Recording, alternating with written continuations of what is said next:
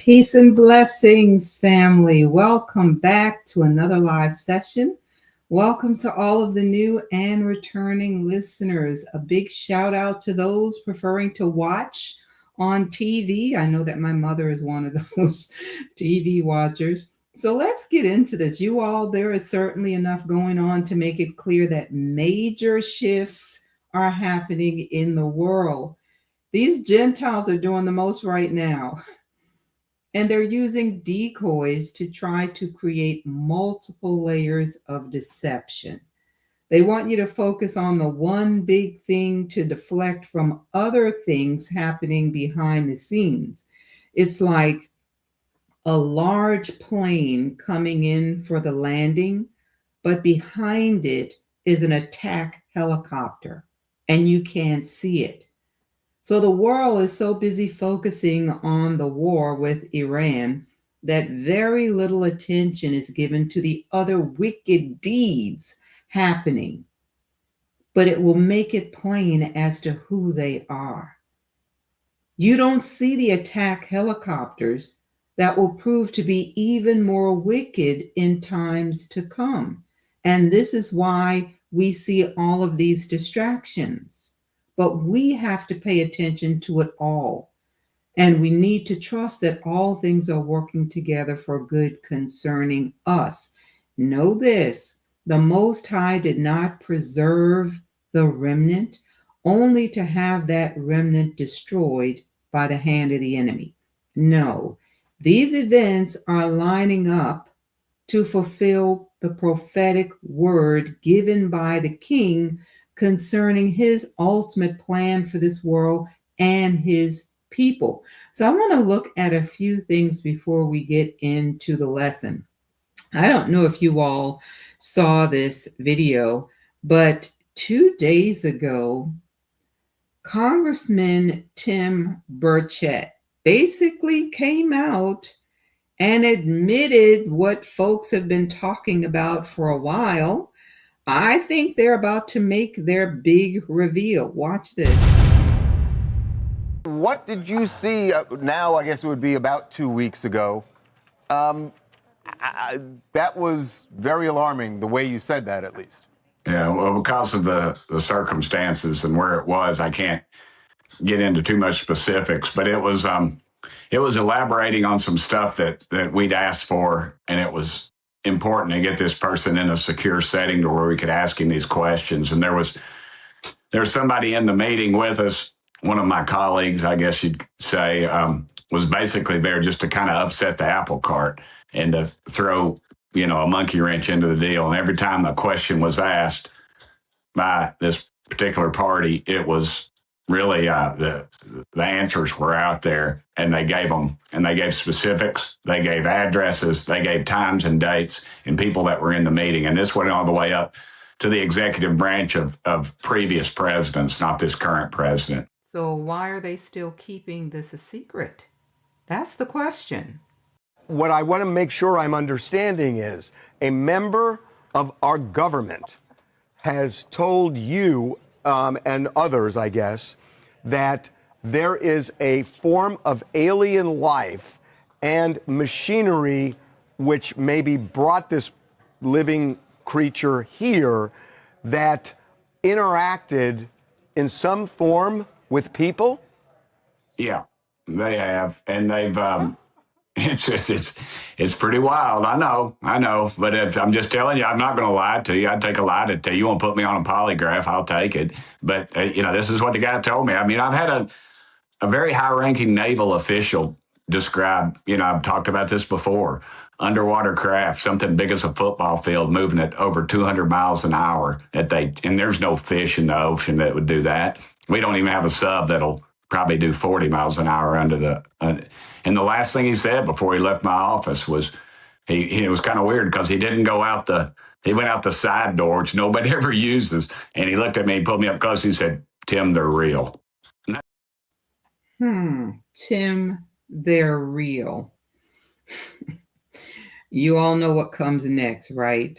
And we already know what scripture says, but can you not see everything that's happening, all of the turmoil and all of the craziness? They're trying to set the stage for this. So hopefully our people will not be deceived. The other thing is, you all, after all this time, they decided that they wanted to go back to the moon. Watch this. This is from Sean Ryan regarding the moon landing. So I started looking things up on the internet and came across you. And I was like, this is by far the best explanation I've ever heard. It's all in there. At least I think it's all in there. And so I want to dive in there. What got you interested in the moon landing? That was an episode that people just demanded. I didn't want to do it because everyone's done the moon landing. So I debunked a lot of that moon landing stuff. A lot of that episode is based on Bart Sibrel's. Bart Sibrel, it had a documentary quite a while ago, maybe 20 years. A funny thing happened on the way to the moon, I think is the name of it. And if you're into the moon stuff, that's the documentary to watch. And Bart's someone who I trade email with, who I told him, I'm as soon as I'm ready, I got to have you in here because he knows everything about it. But I debunked a lot of his stuff in the documentary, but I couldn't debunk all of it.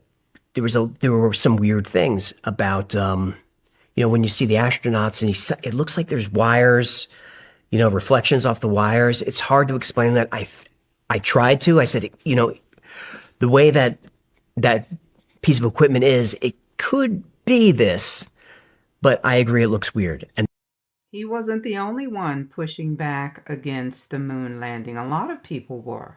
The way the astronauts fall doesn't look natural, but it's 1/6 gravity. It could be weird. I try to be open-minded to all of it. It's an episode that still confounds me.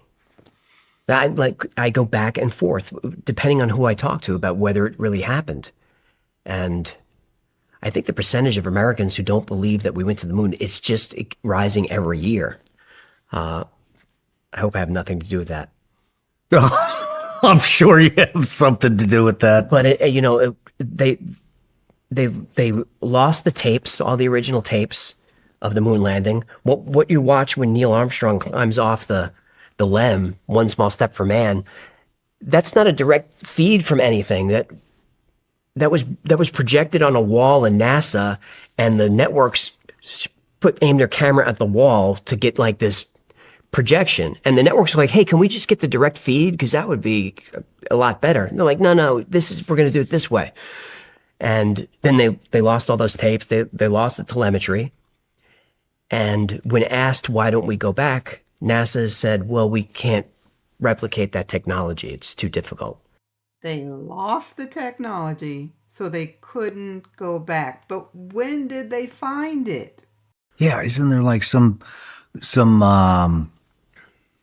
I don't know what you call it. We can't get past a certain point, supposedly. And they said I think it was your episode. They're like, we lost the technology. It's like you lost the technology to get us to the moon. You just happened to lose it. Nobody wrote.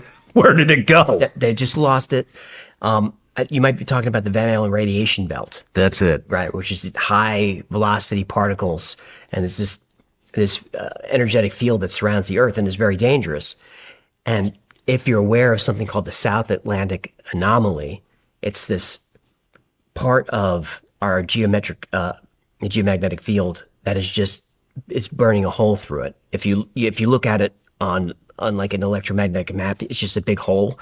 It's getting bigger, and now it's starting to branch off into a second one, and nobody knows why that's happening.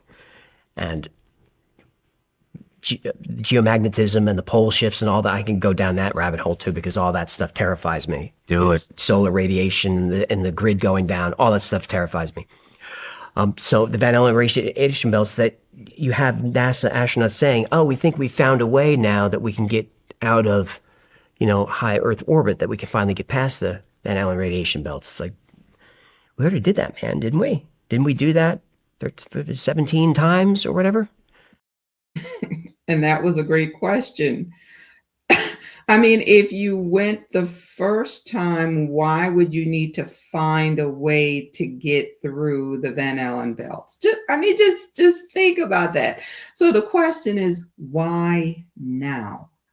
Why now are they, you know, coming up with all of these hearings, and they're having these people come forward to say, yeah, we know that there are these beings who have been here and the government has been interacting with these beings, etc. And now all of a sudden they have a need to go back to the moon. But the other question is, they said they lost the technology, so they were not able to go back. Now, you would think if they found it, that would have been a major announcement. Hey, we found it. We're able to go back. Nothing. Just woke up one week and we're being told, oh, they're going back to the moon. So a lot of this, or all of this, is going to tie into what we're talking about tonight regarding timing and time and our understanding of it, because the key thing that we need to understand is that in order to discern the times, you have to look at all of the events happening, or the major events happening, so that you can understand the time that we're living in. So we're going to be talking about the children of Jacob. This is a continuation from our message on Sunday. There's just so much to this, but we know that before time began, the Creator chose one man, one family, and one nation. This reflects the biblical theme of divine selection and purpose. Now, the cultural significance of this is that the nation of Israel is marked by its unique identity and mission, often called the royal priesthood and a holy nation. This idea points to the relationship between the Almighty and his people, the children of Israel. So it's highlighting the importance of being chosen for a specific role or mission. Our mission isn't just about selection, it's a powerful legacy. And that legacy didn't end with the destruction of Jerusalem. The role continues to impact us across generations. And this is a fact that others find it difficult to accept. So, in these last days, there is a push to redefine what it means to be chosen. In essence, either all believers are chosen because they have faith, or no one is chosen. Basically, it's an attempt to remove the distinction between those identified by the Most High as the chosen people and the other nations. So we have to know how to recognize these prophecies that apply to us, to know what it's saying concerning us, because we know that it says here in Revelation 3:9 that the distinction remained even after Messiah came. Why is it saying here, indeed, I will make those of the synagogue of Satan who say they are Jews and are not, but lie? Indeed, I will make them come and worship before your feet, and to know that I have loved you. This is Revelation, you all. I'm going to make them know that I have loved you. I'm going to force them to come and worship at your feet. I will make those of the synagogue of Satan who say that they are the chosen people, but they are not. They are lying. They are not of the tribe of Judah or of the seed of Jacob. They are liars. Now, why is this specific to Judah? Well, the house of Judah was in the land when Messiah walked on the earth. The northern kingdom had already been removed from the land. Let's look at this. This comes from Luke 19:37 through 40. The backstory here is that Messiah is about to be handed over to the Romans. As he neared Jerusalem, the entire multitude of the disciples, let me go back and say that again, the multitude.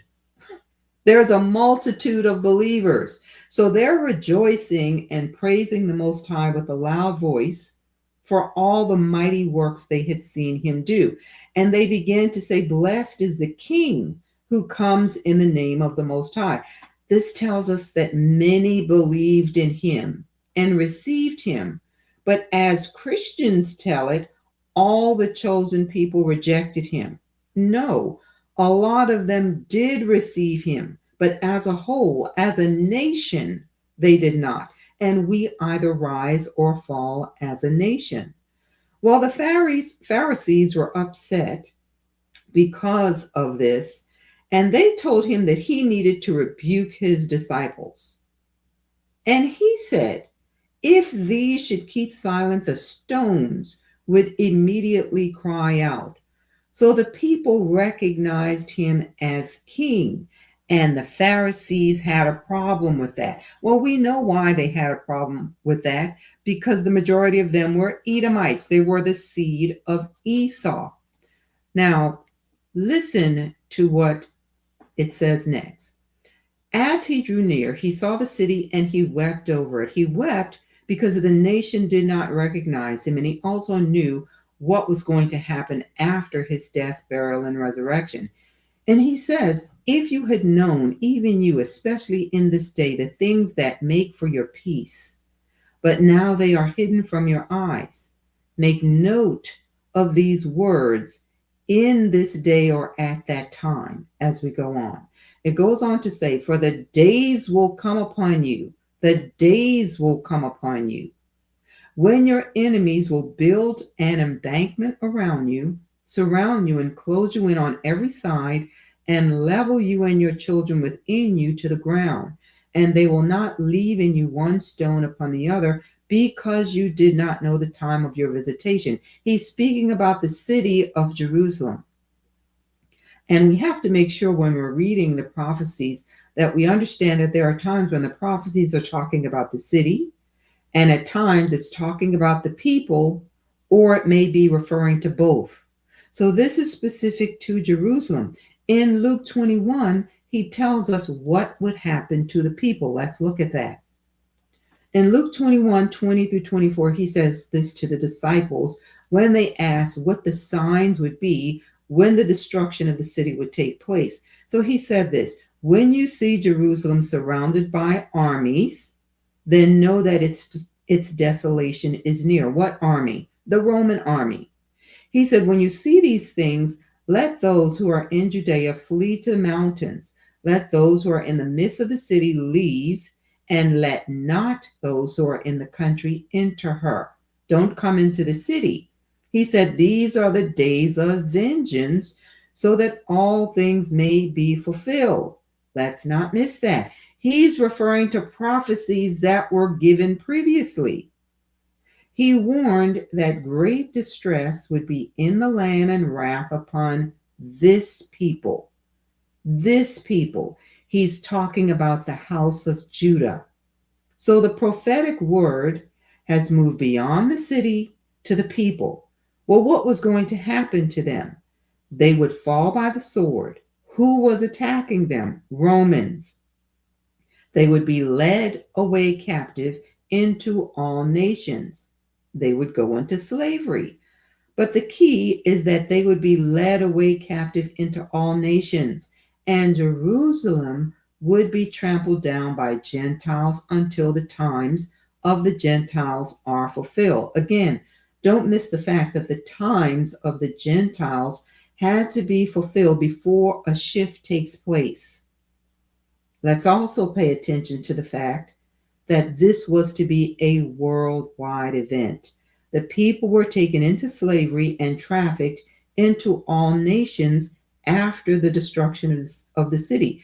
Surely there would be some historical records to show that this happened, right? Well, there is. So I did a search, And I just typed in this question: which group of people were taken into slavery and trafficked around the world after 70 AD? This is what came up: African people. Imagine that. It says in the transatlantic slave trade or European slave trade, European traders forced 12.5 million African people into enslavement, setting up a gruesome triangle of trade between Africa, Europe, and the Americas, built on human trafficking. So are the Rev 29ers African? They would need to be to fulfill the prophecy, I would think. The historical records show only one group of people going into slavery and being trafficked around the world after 70 AD. And where did they leave from? West Africa. So, who are the great pretenders here? And this brings us back to our discussion about time. Messiah said this in Matthew 24:22. Unless those days were shortened, unless those days were shortened, no flesh would be saved. But for the elect's sake, those days will be shortened. The Creator shortened those days. Which days are we talking about? Do we have a month and a year for that? Scripture did not have a word that translates to our modern concept of time, and that is a major problem. That's an issue. We need to understand time, or I should go back and say, we now understand time based on the Western mindset. The Western concept of time is usually talking about a set time rather than a sequence of events. It's usually a set hour, day, month, or year. But that's not how the ancients understood time. So let's look at space and time from an African perspective. This journal article is from academia.edu. It says the African understanding of time teaches us that space and time are inseparably linked from the beginning to the end. Space and time are connected. I believe everything that we've covered thus far aligns with that ideology. It says even though time is related to movement, it is nonetheless different from it. The term space, on the other hand, refers to a specific location.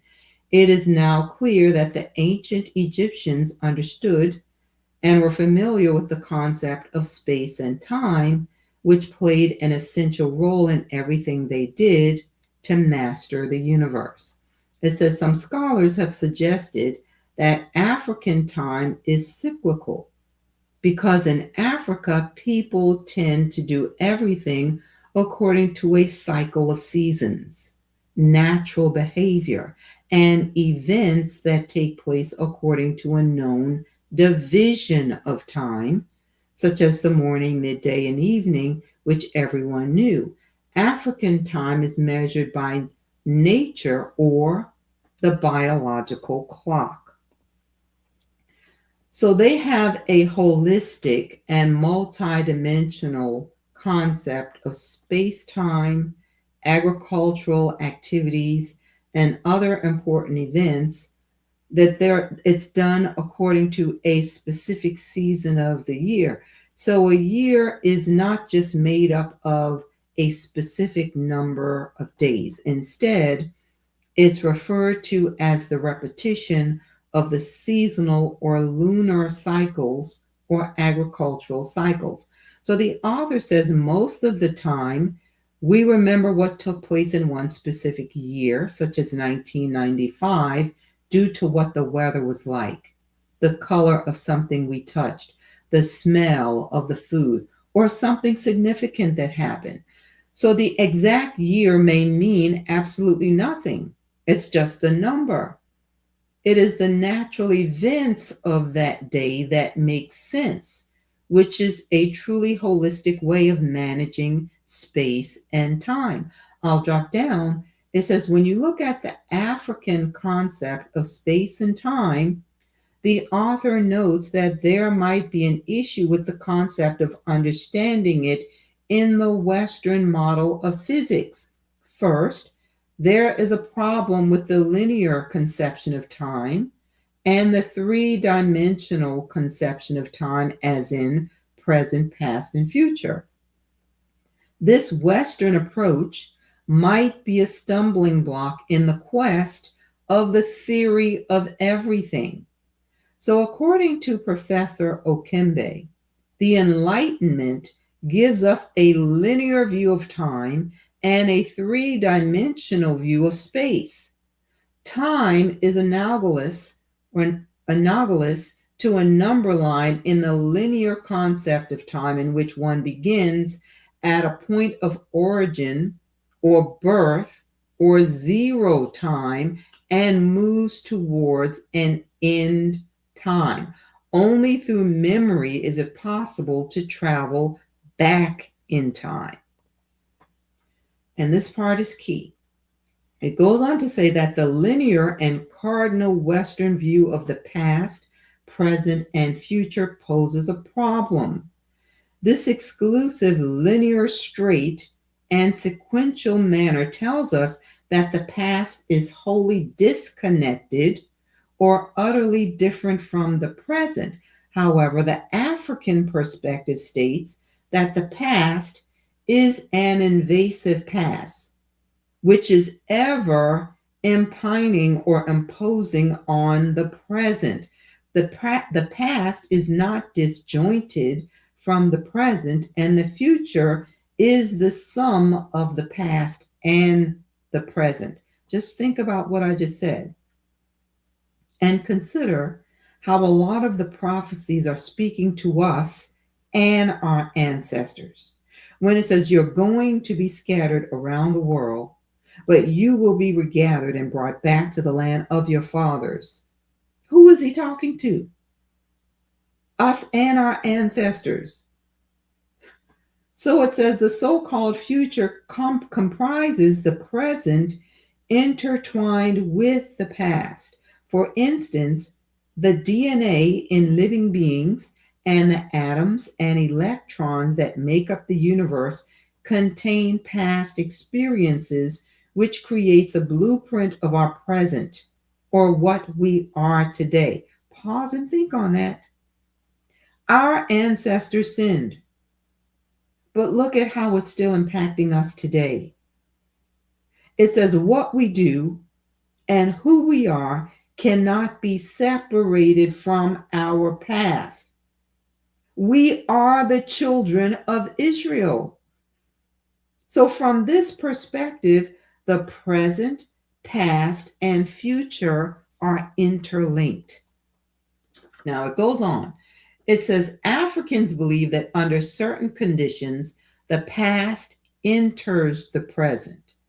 Our DNA contains the genetic information of our ancestors.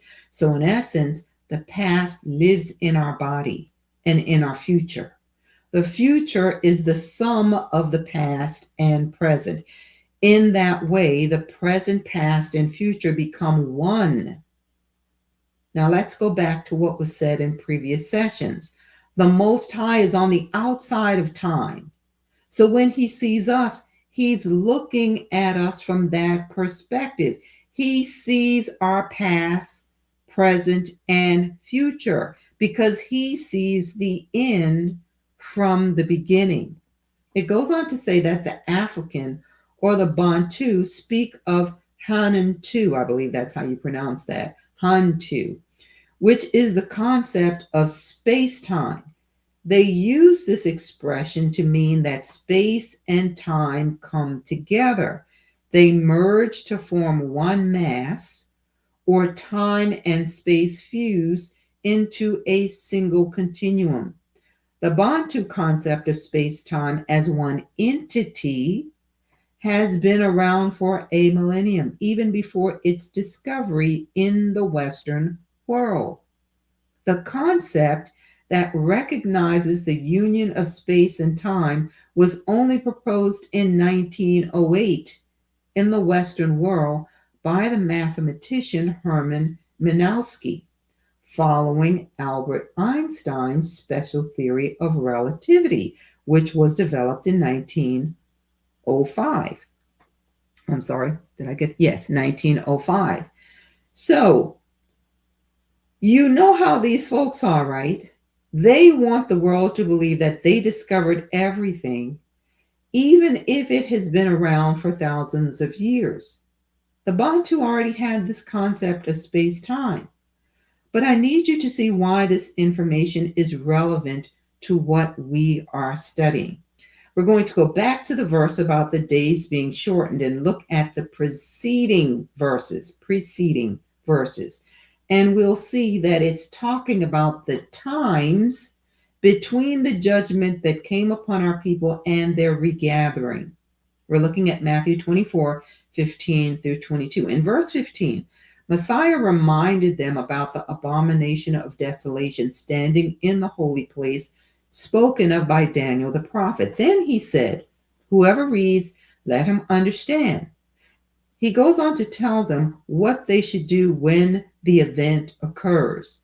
He said, then those who are in Judea flee to the mountains. Let him who is on the housetop not go down to take anything out of his house, and let him who is in the field not go back and get his clothes. But woe to those who are pregnant and to those who are nursing babies in those days. In those days. Again, we see that phrase being used. We're not given a specific day. They're being told to look for specific events happening.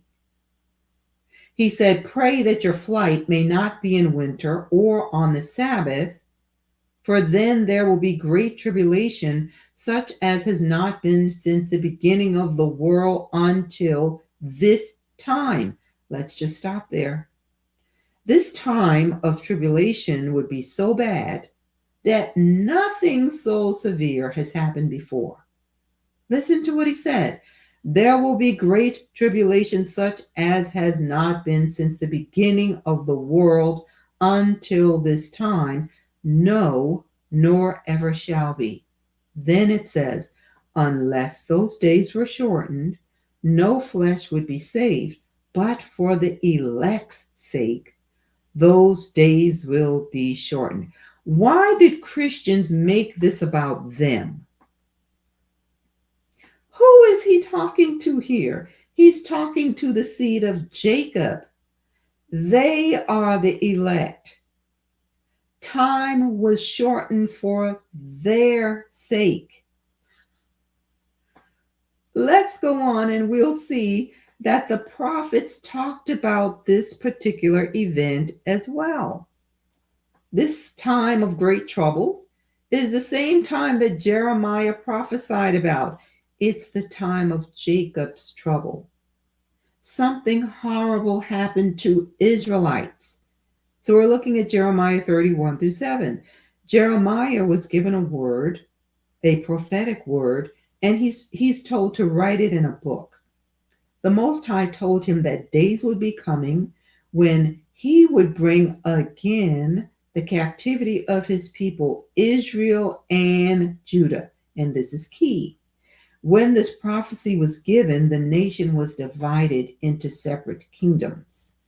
The prophecy says they will be returned to their land. Then the prophecy describes what the days would be like when the prophecy comes to pass. There would be trembling, fear, and not of peace. The times would be so bad that the men are travailing or crying out like they are in labor. The day is so great that none is like it. Listen, it says it's the time of Jacob's trouble, but he shall be saved out of it.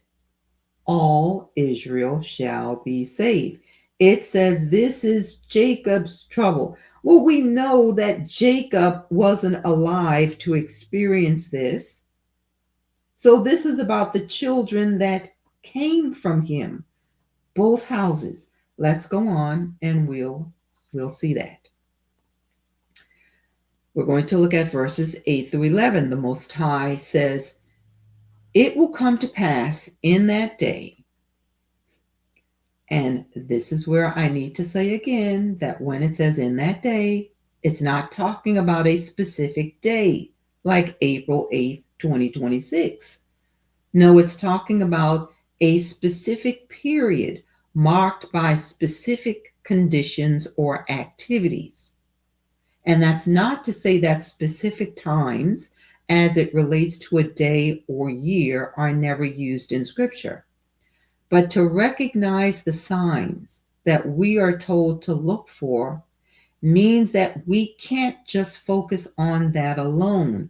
We need to look at the events that are happening in that time frame or period to see how it lines up with prophecy. Why is this important? Because our enemies change times and laws through their legal system. So the Most High says, in that day, he will break his yoke from off thy neck. Well, who placed yokes on their necks? Their oppressors.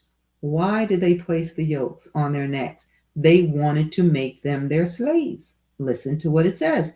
I will break his yoke from off thy neck and will burst thy bonds, and strangers shall no more serve themselves of him, of Jacob. In other words, they will never be able to enslave the children of Jacob again. It goes on to say that after the yokes are removed and the bonds destroyed, the nation will serve the Most High, and David their king will be raised up unto them. Now he says this to the seed of Jacob, don't be dismayed, O Israel, for lo, or surely, I will save you from afar, and your seed from the land of their captivity. Obviously, they're not in their land because he says, I will save you from afar. Where are they? In the lands where they were taken into captivity. It says, and Jacob shall return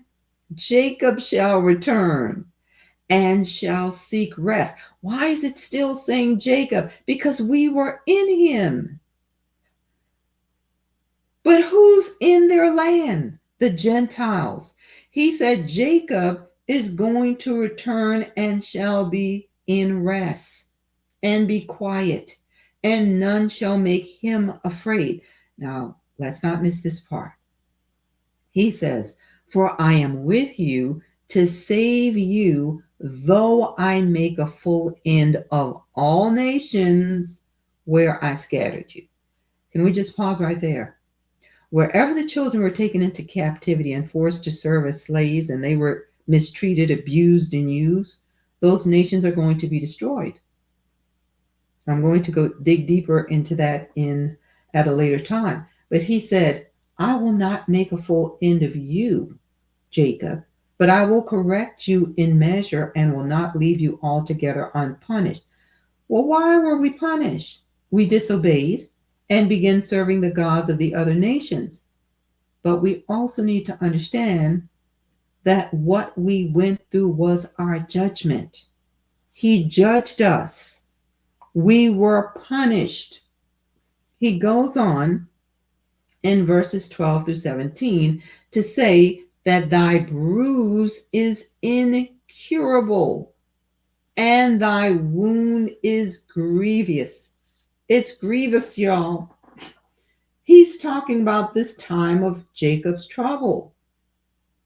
There is none to plead thy cause. Have we not seen that over and over again? When our people are lynched, what do they say before they sweep it under the rug?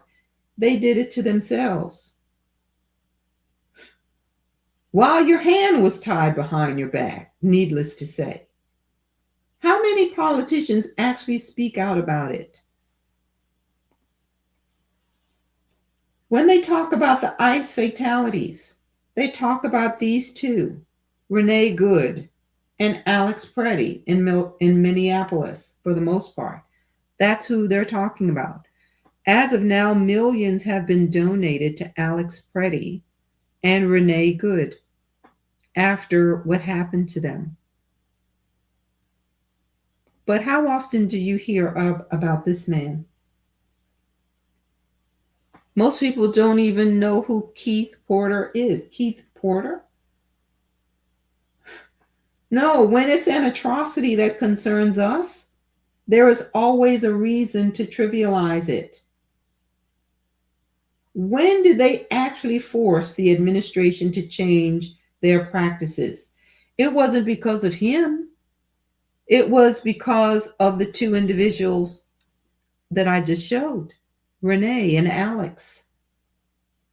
But this guy was deleted by them as well. How many people talk about him?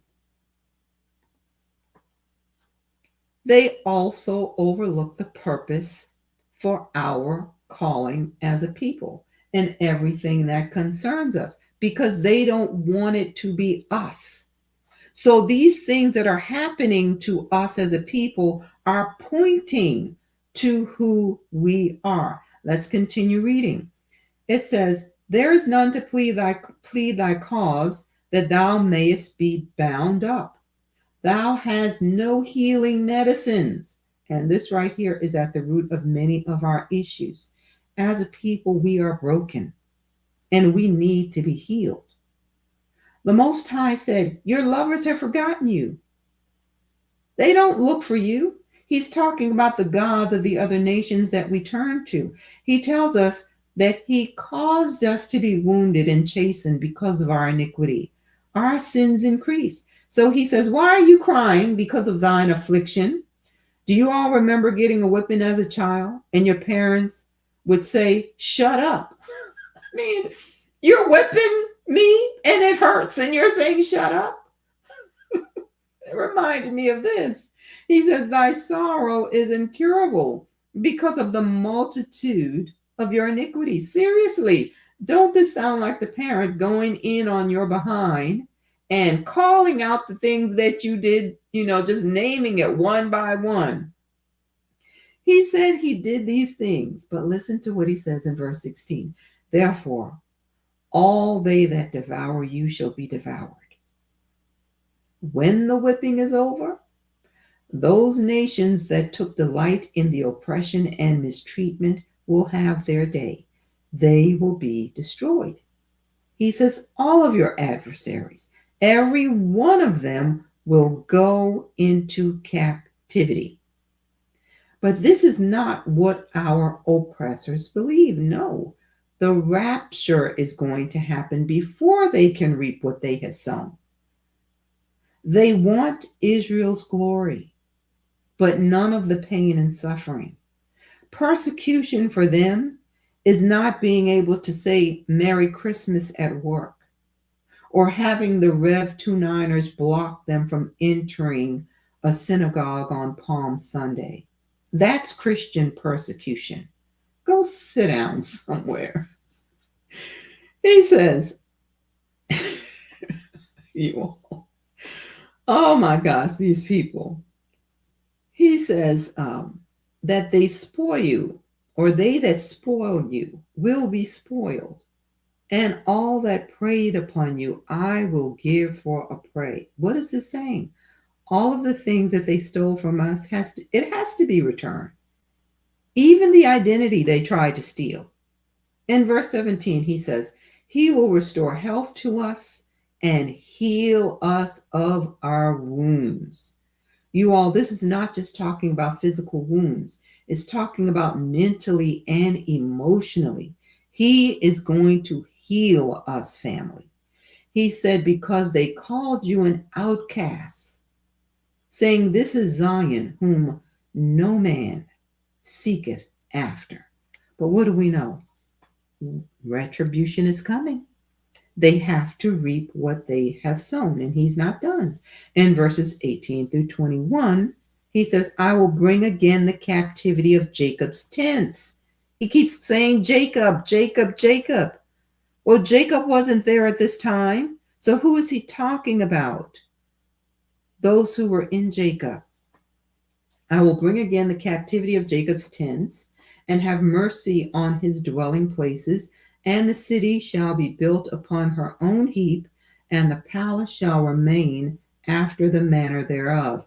And out of them shall proceed thanksgiving and the voice of them that make merry, and I will multiply them, and they shall not be few. Their children also shall be as aforetime, and their congregation shall be established before me, and I will punish all that oppress them. And their nobles shall be of themselves, and their governor shall proceed from the midst of them. He will raise up leaders from among us. He will cause them to draw near, and they shall approach unto the Most High. It's talking about those whose hearts are right toward him. So I have to share this dream that I had on April 2nd. I had this dream where I saw our people, it's just all of us. We were traveling somewhere, and then we gathered in this place. And we were just all rejoicing and clapping our hands in unison as though it was to a rhythm or to a beat. And we were all on one accord. And then one of the brothers came forward. He had found a very large emerald. And as we're listening to him and looking at it, it was as though we knew that this emerald was something that we owned before. So I did a quick search because we know that there were stones in the breastplate, right? But I wanted to see the significance of the emerald. So I found this. It says in ancient Israel, the emerald held high value, symbolizing renewal, wisdom, and divine beauty. It was one of the 12 precious stones on the high priest's breastplate, representing the tribe of Levi and associated with Yah's covenant, divine and royal splendor. So you all, those things that are not directly backed up with scripture, you can just take it with a grain of salt. But I just wanted to share it. So the symbolism here is that it represented the beauty of the Most High's word. It also represents spiritual growth and rejuvenation. And the prophetic imagery is in the book of Revelation. The throne of the Most High is described as having a rainbow that looked like an emerald. Revelation 4:3, and he who was sitting was like a jasper stone and a sardius in appearance. And there was a rainbow around the throne, like an emerald in appearance. But in this dream, it was like jubilation. And the beat, everybody was just clapping in rhythm, in step, as we would say. And just, I was later going around in the stream and I was just meeting people and introducing myself, to people. And it was like, wow. When I read that passage, it immediately took me back to the dream, which is why I wanted to share it with you. But my question is, Christians love to quote Paul to try to make it seem like Israel has been replaced. But they never can explain why Paul said that the Most High has not cast away his people whom he foreknew. We talked about foreknowledge in the last session. Again, the Creator already knew the end from the beginning, and he chose Jacob, one man, one family, one chosen nation. Folks are upset with us for acknowledging this, but we didn't call ourselves. And I believe that dream was a foreshadowing of what we are going to experience when we are regathered. He has not cast away the people that he foreknew. So how could it be talking about the other nations? How is this not talking about the children of Israel? He said that we are his witnesses. He chose us for a reason. If they would simply look at the prophecies to see how they are unfolding, it is proof that what he said is true. We experience the blessings and the curse. We are the people still scattered to the four corners because of slavery and not migration. When you read the curses in Deuteronomy 28, how can you not see how it connects to our history? How can you not see that? The Most High calls us his witnesses, my servant, whom I have chosen, that you may know and believe me, and understand that I am he. Before me there was no God formed, nor shall there be after me. We are the witnesses that the prophetic words are true. We carry the scars. The other nations do not. Let's go on. He told us what would happen, and these prophecies prove that his word is true. Like I said, we're going to look at this from Isaiah 48:16. It says, come near to me and hear this. I have not spoken in secret from the beginning. Can we just pause right there? Who was speaking in the beginning? Well, this takes us right back to Genesis 1. Who was there? Let's go back to it. In verse 1, we see the Father. In verse 2, we see his Spirit.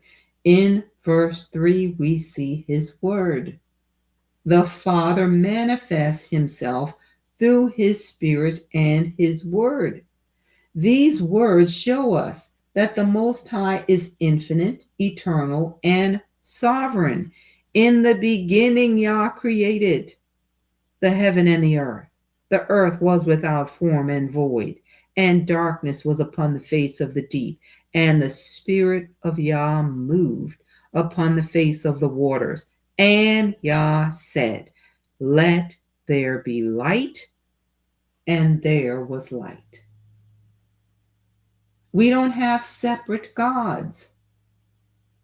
We give deference or reverence to his word because that word came out of him. He declared it. His Spirit and his word are part of him. You can't separate him from his word. Let's go back to Isaiah 48:16. And I want you to identify who is speaking in this verse. It says, I have not spoken in secret from the beginning. From the time that it was, I was there. And now the Most High Yah and his Spirit have sent me. Who's speaking? Put that in the chat.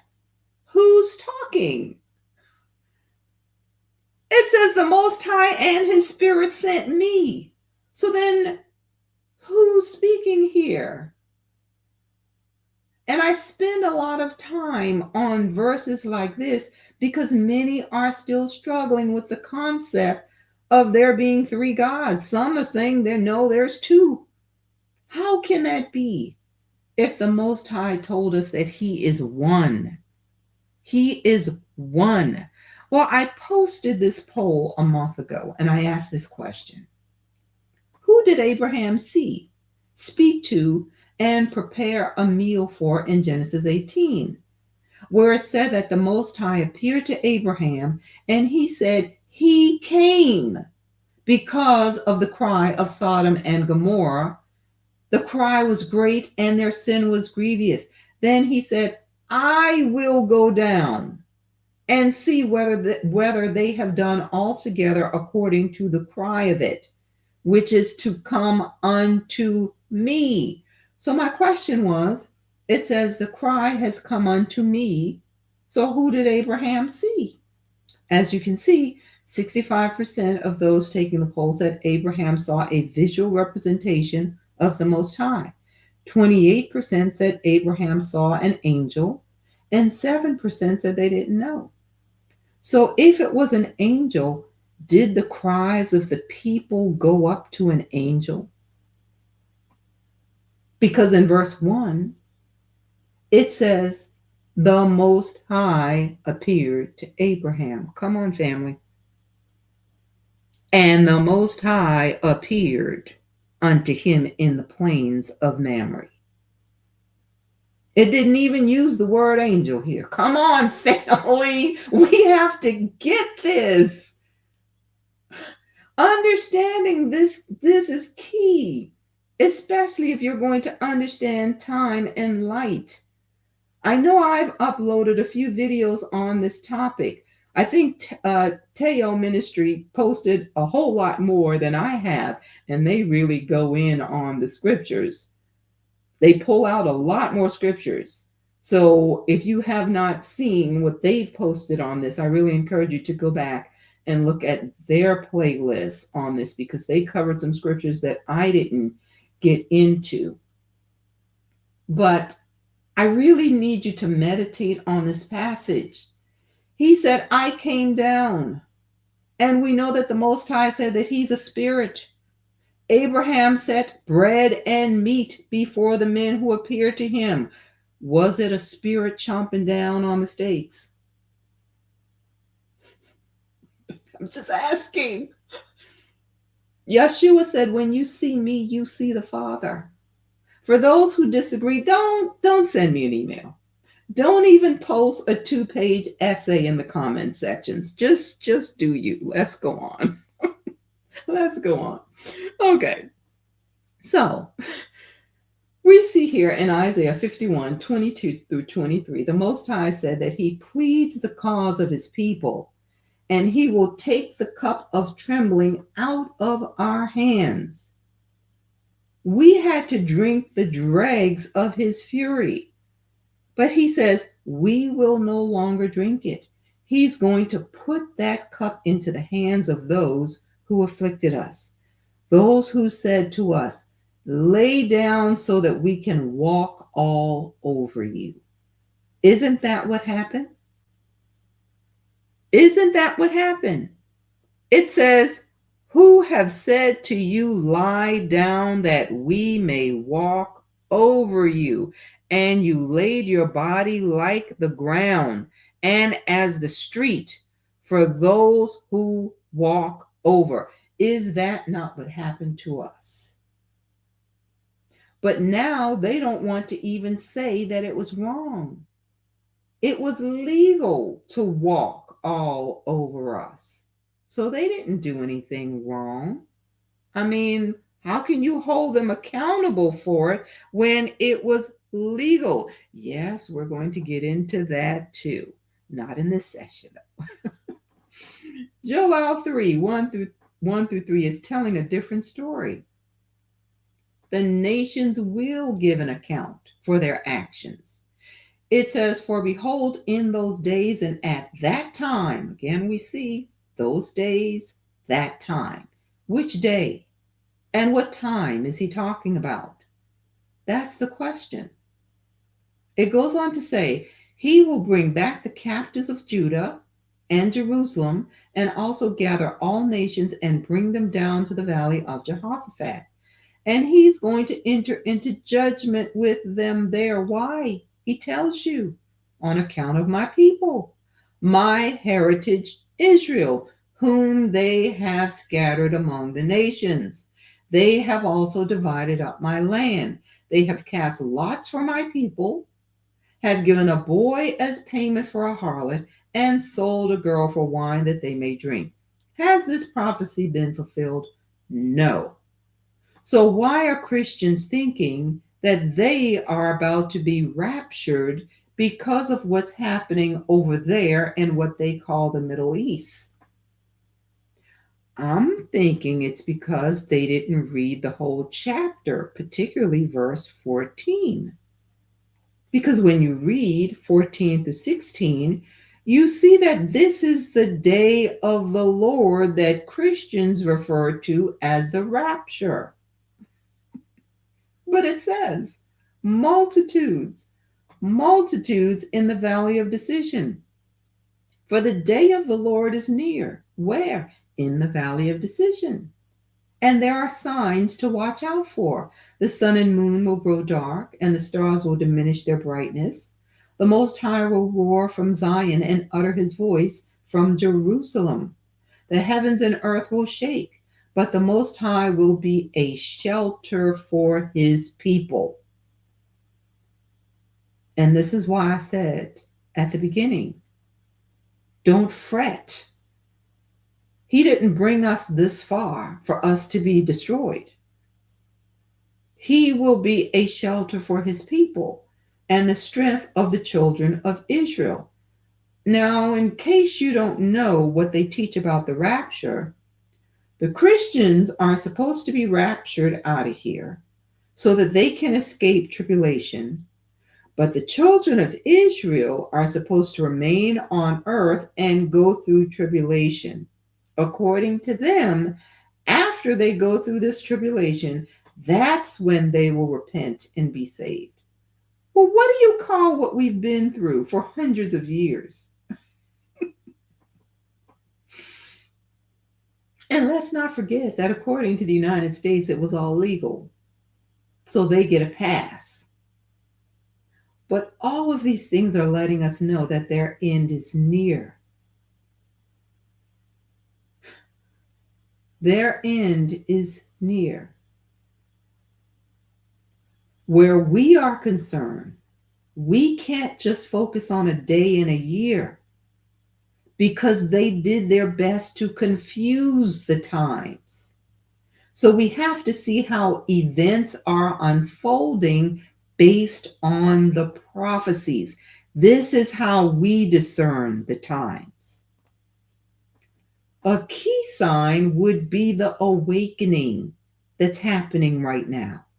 In Baruch 2:30 through 35, the Most High said that he knew that our ancestors wouldn't listen because they were a stiff-necked people.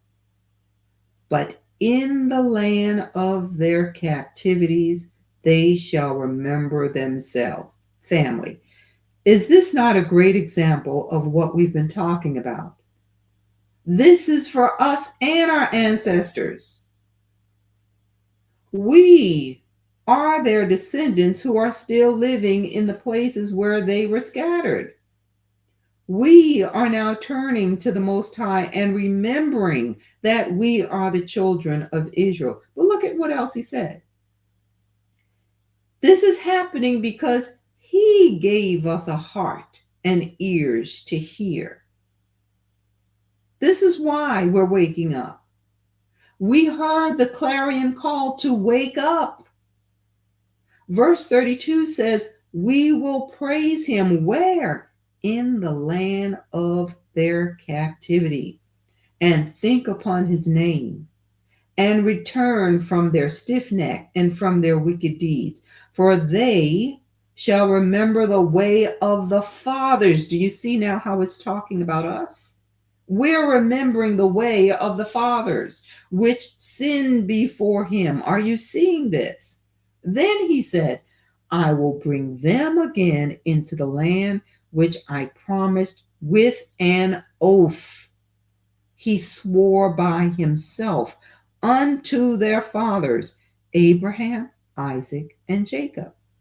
And they shall be lords of it, and will increase, and it will increase them, and they shall not be diminished. Abba Yah says, he will make an everlasting covenant with us. We will not be kicked out of the land ever again. Praise Yah.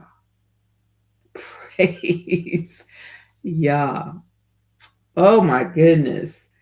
All right, we'll end it there. Hopefully, you all had a chance to pick up a copy of the new book, Spirit of the Orphan, The Unique Role of a Father. And I would say it's an appropriate time to release it, considering what we're covering now in these sessions. So you can now get a hardcover copy, soft cover, or digital. The link will be placed in the chat. And it will also be in the description for those who are listening later. So let's see what you all are talking about.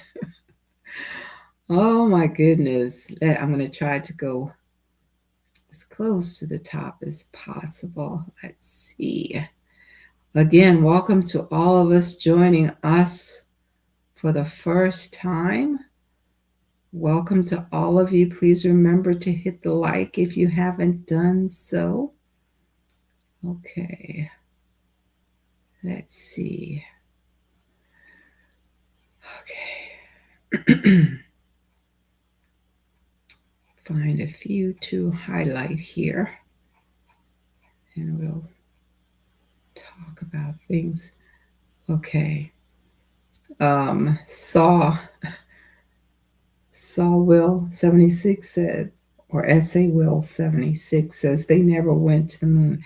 Well, don't tell them that. I mean, repair of the breach. They are trying to open dark portals. They've been doing that for quite some time. Yes. Worshipping War 775. Yeah, all of a sudden they planned this trip like in 15 minutes. Yeah, it seems to be a distraction, you all. You know when the last time they supposedly went to the moon? During the days of Nixon. I wonder if this is supposed to be a distraction, another distraction.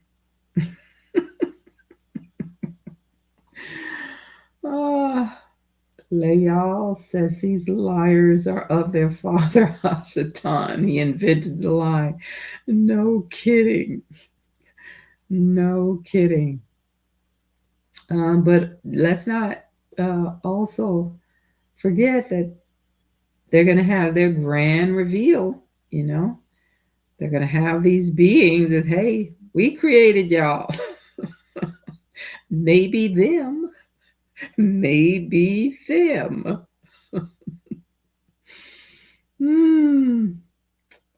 Oh, let's see. Shaya, my son's ship was a part of the training to prepare for the so-called capsule retrieval. Okay. All right. The whole truth, so help me. I said, what about the firmament? Well, I guess they removed it. Who knows?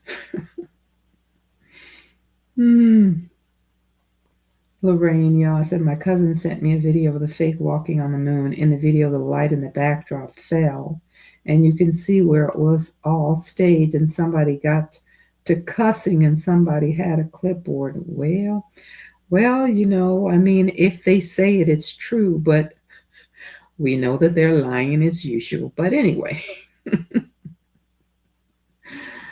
Oh my goodness, these folks. Yeah, saints that I said, I believe in order to go back to something, you had to go the first time. Happy Feast of Unleavened Bread. Hallelujah. They don't talk about Mars no more. They jump from lie to lie. Listen, the only place these people have gone is crazy. Oh my goodness. Oh my gosh. You all, you don't know what to believe, particularly when you have a liar in chief. I mean, it's sad when the majority of people wait to hear what Iran has to say. They believe him more than this president. That is truly sad. That is truly sad. Oh my gosh. Anyway, I saw one of the videos they posted, the Lego videos. I'm like, no, they not rapping like black folks. You all don't mind me. Don't mind me. Let's look at some more. Carla says the tech was never theirs. They must have really offended the fallen ones. Oh my goodness. Yeah. Well, or they helped them find it. Wherever they hit, they lost it, remember? So maybe the fallen reminded them, it's like, hey, it's over there in the drawer. Oh my goodness. Songhai, what are they going to do when they do land and it's melanated misnomer black returning to hold them all accountable? You know what? I don't know. Pass out. You're so welcome to Israel's covenant. Praises to the Most High. Praises to his name. All right, let's go down some more, see what else you all are talking about other than these strange events happening.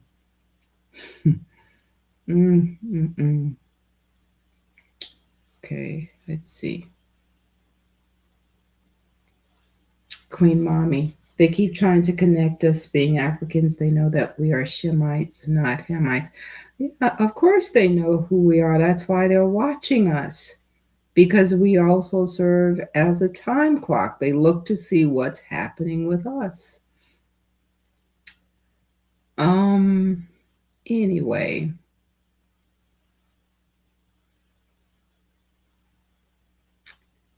Let's go on.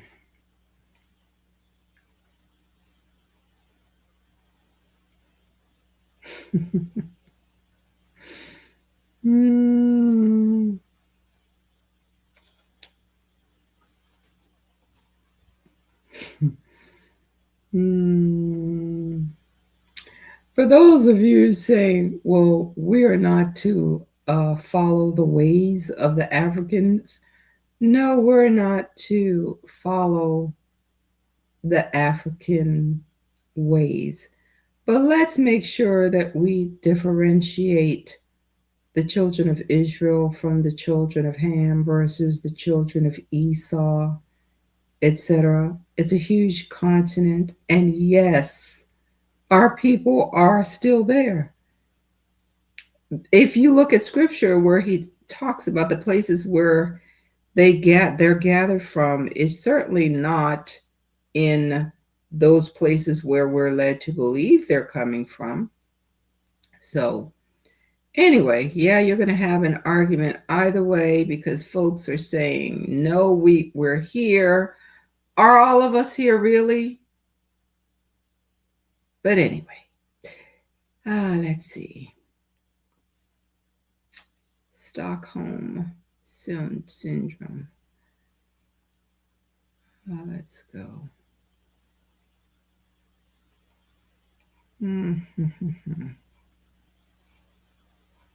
Strolling through. Yeah, Shaya, the Book of Enoch sure did.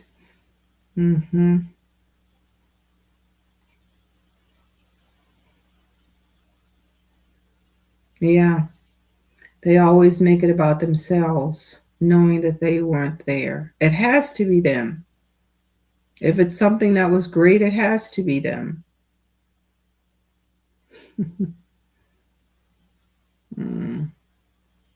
No. The northern kingdom went into captivity first. The house of Judah was still in the land when Messiah was there. Let's go on. What else do we have?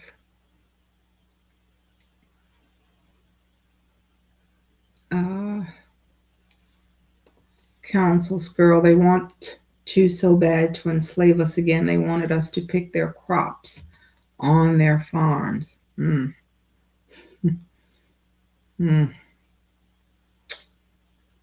Yes. All right, let's go down some more.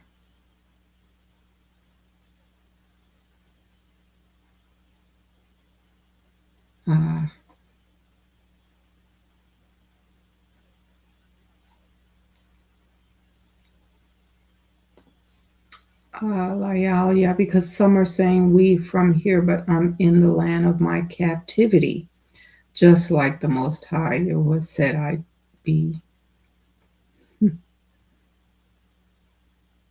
Hmm.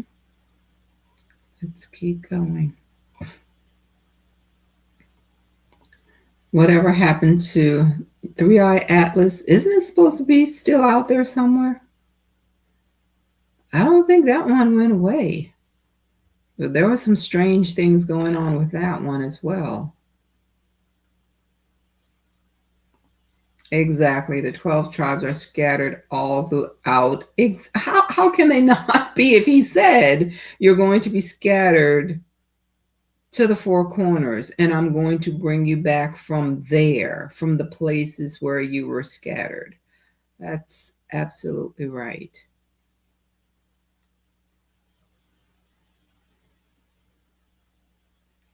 Mm, yeah.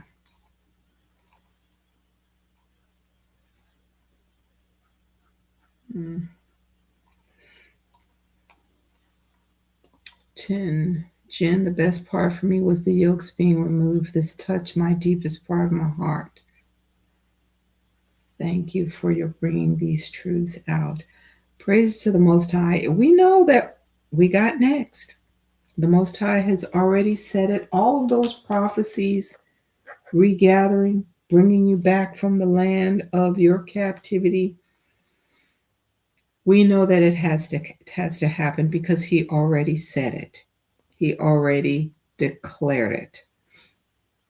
Lizette said, I have my book and I've been plugging in. All right, now I'm believing the Most High for testimonies. Testimonies.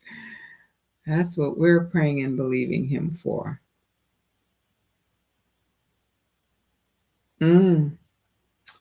Um, they don't belong to the Most High. They were given angels to lead them astray from him. For this is written. Mm. Mm-hmm.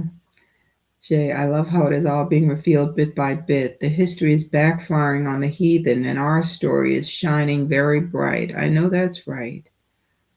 Praise the Most High. Praise to his name. Hallelujah.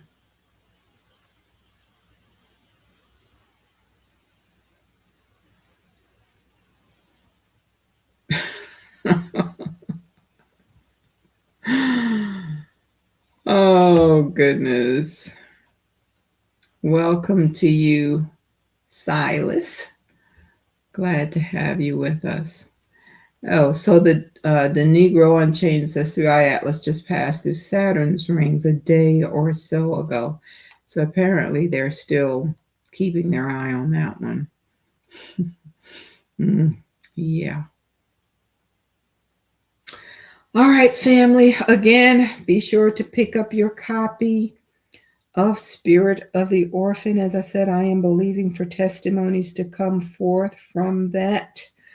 And as I said in the last session, my recommendation is read the last portion first. Read my father's letter to me first, then begin the book, because I believe that will be very helpful for you.